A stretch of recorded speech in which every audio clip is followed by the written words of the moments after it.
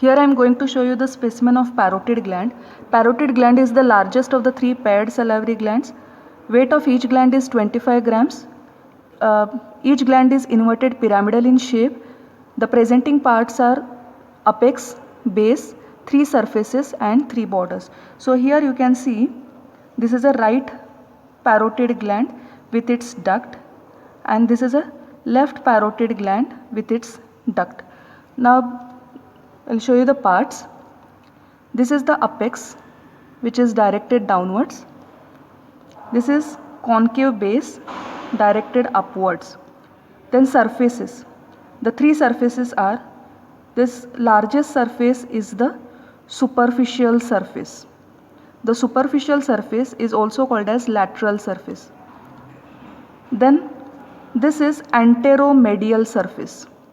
The anteromedial surface is grooved for posterior border of ramus of mandible. So this grooved surface is anteromedial surface. And the third surface is the posteromedial surface. Coming to the borders, this is anterior border. The anterior border separates superficial surface from anteromedial surface. So this is the anterior border. And remember that the parotid duct is always attached to the anterior border of the parotid gland. Also, along with parotid duct, few branches of facial nerve emerge through the anterior border.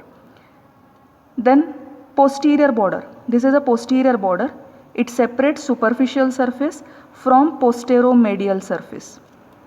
And the third border is medial or pharyngeal border. This medial border separates anteromedial surface from posteromedial surface.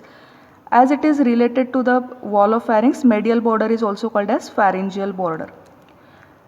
Now, how to decide a side of parotid gland? Now, remember that apex should be directed downwards. The concave base should be directed upwards.